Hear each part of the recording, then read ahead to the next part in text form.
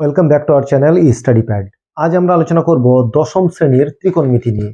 এই ত্রিকোণমিতির 20 নম্বর অধ্যায় আমরা আগেই আলোচনা করেছি। প্লেলিস্টের লিঙ্ক তোমরা ডেসক্রিপশনে পাবে, চাইলে সেখান থেকে দেখতে পারো। এছাড়াও আমরা প্রত্যেকটি অধ্যায় অর্থাৎ 20, 23, 24 এবং 25 এই অধ্যায়গুলির বিস্তারিত আলোচনা করা হয়েছে।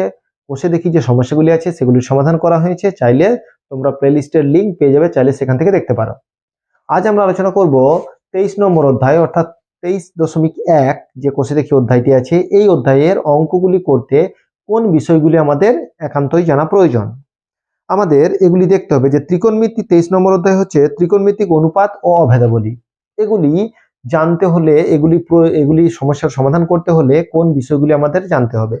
মাধ্যমিক খুব কাছেই, তাই এগুলি তো আমাদের জানতেই হবে। ত্রিকোণমিতি এমন একটা অধ্যায় যেখান থেকে আমার 18 নম্বর আসবে। ত্রিকোণমিতি থেকে যে 18 নম্বর আসে আমরা জানি 3 নম্বরের দুটো আসে, 5 নম্বরের একটা আসে, তাহলে ওখানে 11 নম্বর, আর 2 নম্বরের দুটো, তাহলে হচ্ছে 11 আর 5, 11 আর 4 হচ্ছে 15 এবং 3টে হচ্ছে 1 নম্বরের, 1 নম্বরের 3টে, তাহলে হচ্ছে 18 নম্বর। 18 নম্বর মানে একটা মাধ্যমিকের ক্ষেত্রে 90 এর মধ্যে 18 মানে অনেকটাই, তাই ত্রিকোণমিতিটা ভালো করে আমাদের জানতে হবে। প্রথমেই যেটা ত্রিকোণমিতি মানে হচ্ছে আমাদের একটা ত্রিভুজ নিয়ে অর্থাৎ সমকোণী ত্রিভুজ নিয়ে পুরো অধ্যায়টিতে আলোচনা করা হয়েছে। সমকোণী ত্রিভুজ, আমরা যদি একটা সমকোণী ত্রিভুজ অঙ্কন করি, এই যে সমকোণী ত্রিভুজ, সমকোণী ত্রিভুজের এই কোণটা যদি সমকোণ, এই কোণটা হচ্ছে সমকোণ মানে হচ্ছে 90 ডিগ্রি, তাহলে এই সমকোণী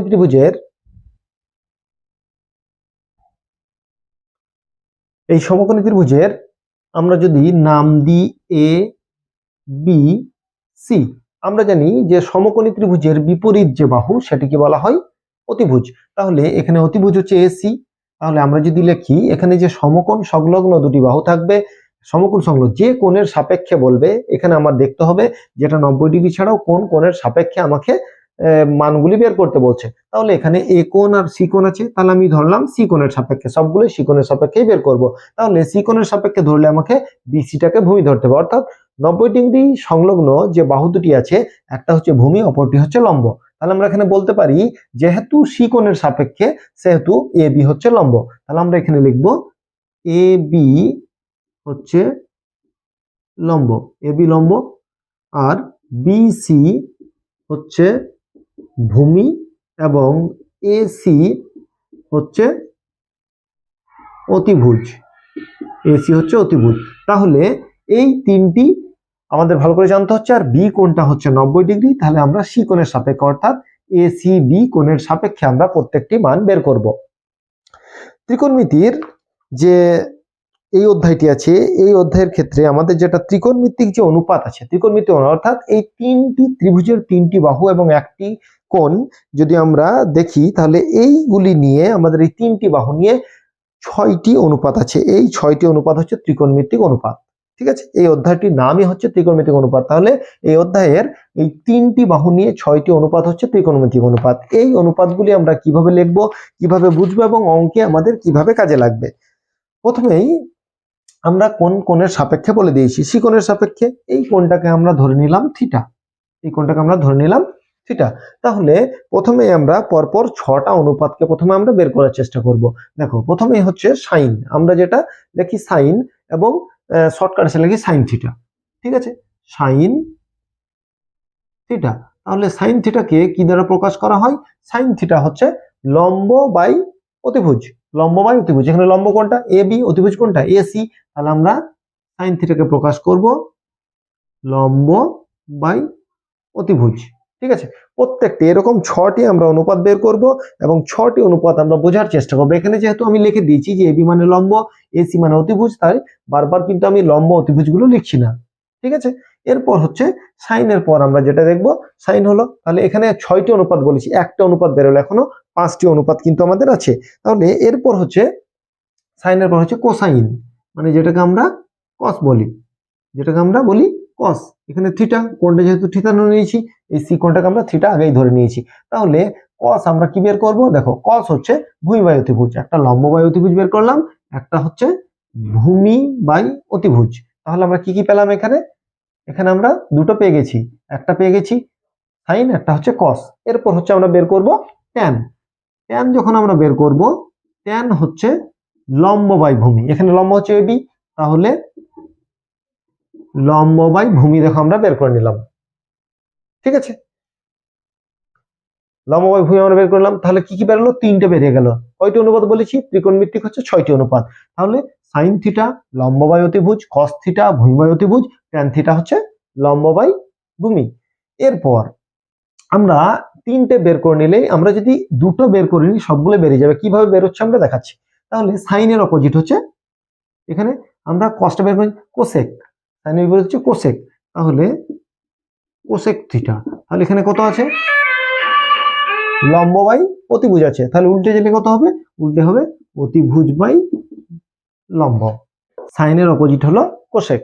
এরপর আমরা করব কসের অপোজিট, কসের অপোজিট কে সেক, তাহলে সেক থিটা ইকুয়াল টু, এখানে কত আছে? ভূমি বাই অতিভুজ, তাই না?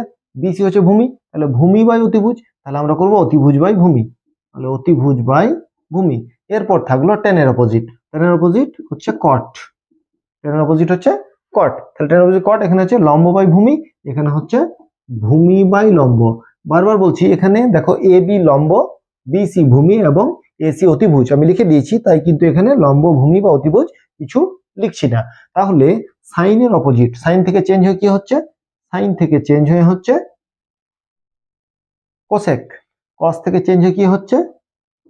সেক, এবং ট্যান থেকে চেঞ্জ হয়ে হচ্ছে কট। তাহলে এই প্রত্যেকটা ক্ষেত্রে আমরা বলতে পারি যে এটা সাইন মানে হচ্ছে, সাইন মানে হচ্ছে 1 বাই কোসেক। তাহলে আমরা এখানে লিখতেই পারি যে সাইন ইকুয়াল টু, এখানে হচ্ছে 1 by cosec theta, cos equal to 1 by sec theta, tan equal to 1 by cot theta. ঠিক আছে, তাহলে এখানে প্রত্যেকটার ক্ষেত্রে একটা সম্পর্ক কিন্তু আমরা পাচ্ছি। আরো কিছু সম্পর্ক আমরা পাবো, যেগুলোতে আমাদের এই অনুপাতিক যে অঙ্কগুলি আছে, অর্থাৎ ত্রিকোণমিতীয় অনুপাতে যে অঙ্কগুলি আছে, সেগুলি আমাদের করতে সুবিধা হবে। তাহলে 6টি অনুপাত আমরা পেয়ে গেলাম। আবার একবার দেখে নাও যে একটা সমকোণী ত্রিভুজ, সমকোণী ত্রিভুজ একটা কোণ সমকোণ, তাহলে সমকোণ সংলগ্ন যে কোণের সাপেক্ষে বলবে সেটা হচ্ছে ভূমি এবং অপরটা হচ্ছে লম্ব, আর সমকোণের বিপরীতে যে বাহু সেটা হচ্ছে অতিভুজ। তাহলে এখানে এসি হচ্ছে অতিভুজ, বিসি হচ্ছে ভূমি এবং এ বি লম্ব। যেহেতু সি কোণের সাপেক্ষে সি কোণটাকে আমরা থিটা ধরেছি, সেহেতু এখানে 6টা অনুপাত আমরা বের করেছি। প্রথমে হচ্ছে সাইন থিটা লম্ব বাই অতিভুজ, কস থিটা ভূমি বাই অতিভুজ, ট্যান থিটা লম্ব বাই ভূমি, কোসেক থিটা অতিভুজ বাই লম্ব, সেক থিটা অতিভুজ বাই ভূমি এবং কট থিটা হচ্ছে ভূমি বাই লম্ব। তাহলে এই 6টি প্রথমে আমরা যে অনুপাত আছে 6টি অনুপাত বের করলাম, প্রত্যেকটা সাইন মানে হচ্ছে 1 বাই কোসেক, কস মানে 1 বাই সেক, টেন মানে 1 বাই কট। এই সম্পর্কগুলি আমরা এখান থেকে পেলাম। এছাড়াও আমরা আরো একটি সম্পর্ক পাচ্ছি, যেটা হচ্ছে যদি আমরা এখানে দেখি যে সাইন বাই কস করি, sine theta by cos theta করি, sine theta by cos theta করি, তাহলে সেক্ষেত্রে আমরা কি পাচ্ছি? দেখো sine theta by cos theta, তার মানে হচ্ছে লম্ব বাই অতিভুজ, এখানে হচ্ছে ভূমি বাই অতিভুজ, তাহলে অতিভুজটা উপরে চলে যাচ্ছে, তাহলে অতিভুজ অতিভুজ কাটছে, তাহলে এখানে হচ্ছে লম্ব বাই ভূমি, লম্ব বাই ভূমি মানে কি? ট্যান থিটা, তাহলে ট্যান থিটা ইকুয়াল টু হচ্ছে sine theta by cos theta. এবার যদি আমরা বলি কট থিটা, তাহলে কট থিটার ক্ষেত্রে এটা উল্টে যাবে, কট থিটা মানে আমরা লিখতে পারি যে cos theta by sine theta. ঠিক আছে, তাহলে প্রত্যেকটি একটির সঙ্গে অপরটির কিন্তু সম্পর্ক যুক্ত, তাই প্রত্যেকটি অঙ্ক আমাদের ভালো করে বুঝতে হবে, প্রত্যেকটি ফর্মুলা ভালো করে জানতে হবে, তাহলে দেখবে আমরা প্রত্যেকটি অঙ্ক খুব সহজেই পারবো। এখানে তোমরা যে প্রয়োগের যে সমস্যাগুলি আছে সেগুলি তোমরা সমাধান করার চেষ্টা করো। বারবার বলছি, দেখো 292 291 পাতা থেকে তোমাদের এই অধ্যায়টি শুরু হয়েছে, অর্থাৎ ত্রিকোণমিতি যে অনুপাত এবং ত্রিকোণমিতি যে অভেদাবলীগুলি আছে সেগুলি তোমরা ভালো করে দেখো। অভেদাবলী যেগুলি আছে, এখানে প্রথমেই দেখো বিভিন্ন প্রয়োগ দেওয়া আছে। এখান থেকে যদি দেখো 1 নম্বর 2 নম্বর পরপর প্রয়োগগুলি কিন্তু দেওয়া আছে। 293 পাতায় 2 নম্বর প্রয়োগ, 1 নম্বর প্রয়োগ, ঠিক আছে, আলফা এবং বিটা কোণের সাপেক্ষে। তারপরেই দেখো 294 পাতায় 2 এর অঙ্কটা দেখো, এখানে থিটার মান বার করতে বলেছে। ঠিক আছে, থিটার মান আমরা এখানে খুব সহজে, প্রত্যেকটা ভালো করে বুঝতে হবে, দেখতে হবে। ঠিক আছে, কোথাও যদি তোমাদের অসুবিধা হয় অবশ্যই আমাদেরকে বলবে যে এগুলো বুঝতে অসুবিধা হচ্ছে, তাহলে সেগুলো আমরা আবার তোমাদের করানোর চেষ্টা করব। ঠিক আছে, এখানে প্রয়োগ দেখো 3 নম্বর প্রয়োগ আছে, 4 নম্বর প্রয়োগ আছে, প্রত্যেকটা প্রয়োগ তোমরা দেখো কিভাবে হচ্ছে এবং কিভাবে প্রমাণগুলি হচ্ছে। বারবার বলছি যে কোষে দেখি যে অধ্যায়গুলি আছে সেগুলি তোমাদের সমস্যার সমাধান আমরা আগেই করিয়েছি, সেগুলি তোমরা দেখো, বোঝার চেষ্টা করো, কোথাও বুঝতে না পারলে আমাদেরকে জানাও, সেগুলিও আমরা তোমাদের বোঝানোর চেষ্টা করব যে কিভাবে এই অধ্যায়গুলির সমস্যাগুলি তোমরা সমাধান করবে। তাহলে এখানে 6টি অনুপাতের সঙ্গে আমরা আলোচনা করছি যে প্রয়োগগুলি কিভাবে হয়েছে। ত্রিকোণমিতির ক্ষেত্রে দেখবে অনেক সময় প্রয়োগ থেকে কিন্তু মাধ্যমিকের অঙ্ক আছে, এখানে 6 নম্বর প্রয়োগটা তোমাদের কিন্তু করা নাই। দেখো 6 নম্বর প্রয়োগটা আমরা যদি দেখি, এখানে নিজে করি বলেছে 6 নম্বর প্রয়োগটা, তাহলে এখানে আমরা 6 নম্বর প্রয়োগটা করার চেষ্টা করি। এগুলো যদি লেখার প্রয়োজন হয় অবশ্যই তোমরা লিখে নেবে। এর পরবর্তীতেও দেখবে আমরা যখন কোষে দেখি অধ্যায়গুলির সমস্যাগুলির সমাধান করছি তখনও দেখবে আমরা এগুলো নিয়ে বিস্তারিত কিন্তু আলোচনা করছি। তাই তোমাদের যদি কোথাও কোনো প্রয়োজন থাকে, কোনো জানার প্রয়োজন থাকে, অবশ্যই তোমরা জানবে। যদি না বুঝতে পারো অবশ্যই কিন্তু কমেন্ট বক্সে কমেন্ট করবে, তাহলে আমরা আবার সেগুলি নিয়ে তোমাদের ক্লাস করানোর অবশ্যই চেষ্টা করবো। বারবার বলছি ত্রিকোণমিতি একটা খুব ভালো অধ্যায়, এখান থেকে নাম্বারটাও খুব সুন্দরভাবে পাওয়া যায়, 18 নম্বর আছে। এবং একটুকু যদি চিন্তা ভাবনা করে পড়ো কোন অধ্যায় থেকে কিভাবে পড়বে এর বিস্তারিত আলোচনা আমরা আগেই করেছি। তোমরা দেখবে মাধ্যমিকের যে 6টি বিষয় আমাদের আছে, 6টি পার্ট আছে, পাটিগণিত, বীজগণিত, ত্রিকোণমিতি, পরিমিতি, রাশিবিজ্ঞান এবং জ্যামিতি, এই 6টি পার্টের আলাদা আলাদা আমরা আলোচনা করেছি।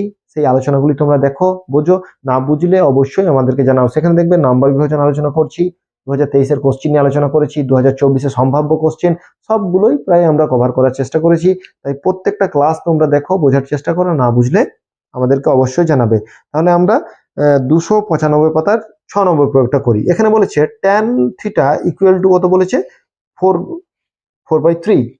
দেখো tan থিটা ইকুয়াল টু 4/3, এখানে আমরা এই অঙ্কের ক্ষেত্রেই করি tan থিটা ইকুয়াল টু 4/3। ঠিক আছে, এবার আমাকে বের করতে বলেছে যে sin theta plus cos theta equal two 7/, এখানে আমরা যেটা বের করতে বলেছে প্রমাণ করতে হবে যে sin theta plus cos theta equal two 7/5, এটা আমাকে প্রুভ করতে হবে। তাহলে প্রথমে আমরা এই প্রমাণটা করার চেষ্টা করি।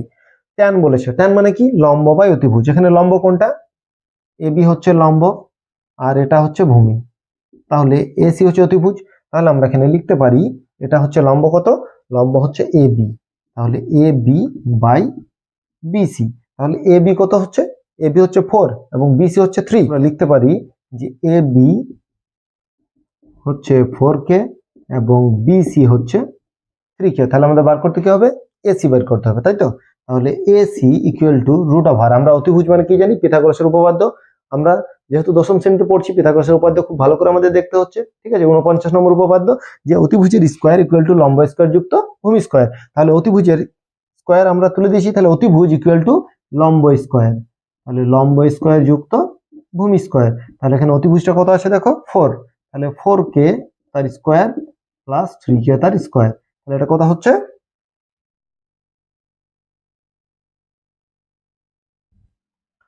4 আর 4 গুণ করলে হচ্ছে 16K স্কোয়ার, এখানে হচ্ছে 9K স্কোয়ার, তাহলে হচ্ছে রুট ওভার 25K স্কোয়ার, তার মানে হচ্ছে কত, 5K। 25-এর বর্গমূল কত, 5। তাহলে এসি অতিভুজ কত বেরোলো, 5K। তাহলে আমরা এখানে লিখব যে এসি ইকুয়াল টু 5K। এবার আমরা এটা প্রমাণ করার চেষ্টা করব, ঠিক আছে। তাহলে sin theta plus cos theta সমান 7/5। তাহলে sin থিটা আর cos থিটা লিখে নিই, sin theta plus cos theta. তাহলে sin মানে আমরা কি জানি, sin মানে আমরা জানি লম্ব বাই অতিভুজ। তাহলে লম্বকে A B, অতিভুজকে AC, plus cos মানে কি জানি, ভূমি বাই অতিভুজ। তাহলে ভূমি বাই অতিভুজ, এখানে আমরা এসি লসাগু, তাই তো, এসি লসাগু। তাহলে এখানে আছে কত, এ বি প্লাস বিসি। আমরা সবগুলোর মানগুলো বসাবো।